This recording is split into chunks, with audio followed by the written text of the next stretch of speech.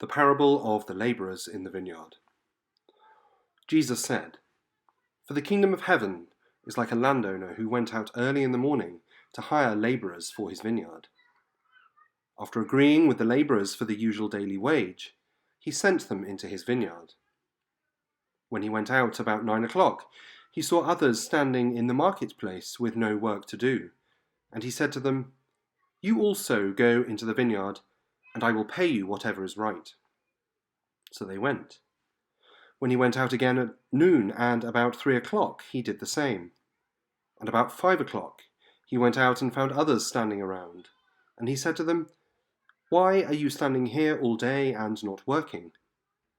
They said to him, 'Because no one has hired us.' He said to them, 'You also go into the vineyard.'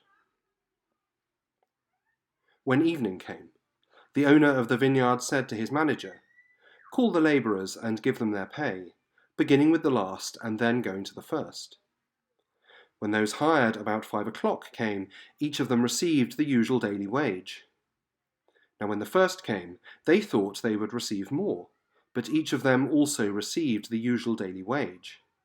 And when they received it, they grumbled against the landowner, saying, 'These last worked only 1 hour, and you have made them equal to us, who have borne the burden of the day and the scorching heat.' But he replied to one of them, 'Friend, I am doing you no wrong. Did you not agree with me for the usual daily wage? Take what belongs to you and go. I choose to give to this last the same as I give to you. Am I not allowed to do what I choose with what belongs to me? Or are you envious because I am generous?' So the last will be first, and the first will be last."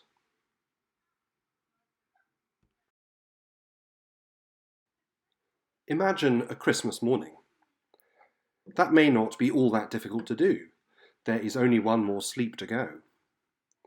But imagine on this Christmas morning, you open your gift from under the tree and find that you've received exactly the same thing as everyone else in your home. Going to church later that morning, you find that everyone there has received exactly the same gift too. Your friend's WhatsApp group lights up with messages throughout the day. They've all received the same gift as well. Later that day, you Zoom with friends in the USA. Same gift. It would take some of the fun out of it, certainly. None of the usual variety. Grandad won't get his Old Spice.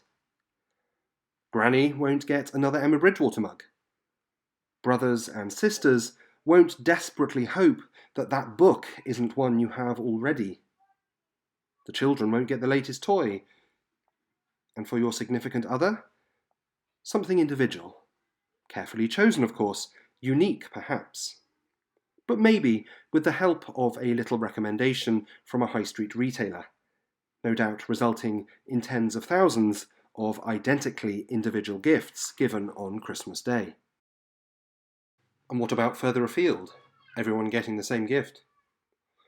For the billionaire in their gated mansion, no Tiffany jewellery this year, no custom-made fragrance or sports car. And for the homeless person on the street, no cursory nod, disdainful remark, styrofoam cup of soup from the Salvation Army, then maybe a few pounds tossed into the hastily drained cup. It would be strange indeed, wouldn't it? Everyone receiving the same gift on Christmas Day. The same gift, but what a difference in meaning it would have to different people. For the billionaire, a threat almost. What could it mean that they're worth no more than the average person, let alone that scruffy chap who's been begging at their gate for the last week? Is this all they're really deserving of? It feels like coming away with nothing. And for the homeless person, a sense of wonder perhaps. How can it be that they receive exactly the same as those living on private roads behind forbidding gates? Can it be that they matter as much as them? Perhaps it would feel like receiving the whole world. And what would it mean to Grandad, Granny, brothers, sisters, children, significant others, and you? Well, that would be up to you and them. a strange occurrence and a made-up story. But fundamentally, this is what the Christmas message is all about. Everyone receiving the same gift on Christmas Day. No matter who you are or what you've done, the same gift is offered to everyone. This is what Christians call grace. Grace, meaning something that we have been given completely freely. We have not paid for what we have been given. We have not earned what we have been given. We have all been given the same thing. Grace is a good thing, of course, but it also has a challenging quality. Everyone receiving the same? That's not what we're used to. That's not what feels fair to us in our society. There is almost an offensiveness to grace. That is what my imagined story was hinting towards, and what the parable of the labourers in the vineyard says rather more sharply. The parable is the more challenging. It isn't about gifts, but payment for work. We think we have a pretty good idea of how payment for work operates in our society. But this parable, like all the parables, challenges us to think of a very different society from ours, a society called the Kingdom of God, or the Kingdom of Heaven. A society where whoever we are, whatever we've done, we're all entitled to receive the same gift. Whatever gifts we receive on Christmas morning, just imagine. Imagine what it would be like to all receive the same gift. What would it be worth to us? How would we feel knowing everyone else has received it too?